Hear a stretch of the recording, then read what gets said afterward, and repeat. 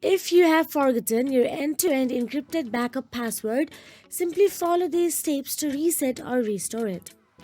First, check your password manager or notes if you have saved it there. Try commonly used passwords if you suspect it might be one. Now, in order to reset it, simply open WhatsApp on your device and go to the settings by tapping on the settings icon in the bottom tab. Then, from the settings, tap on the chats option available there.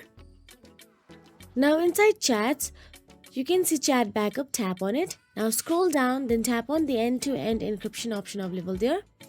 You can see change password option available. Now, all you have to do is confirm your identity.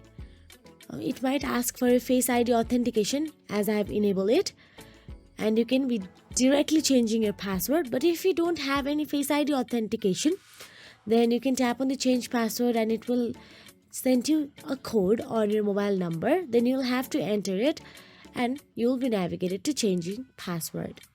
So that is it. Then follow the instructions to disable encryption or set a new password.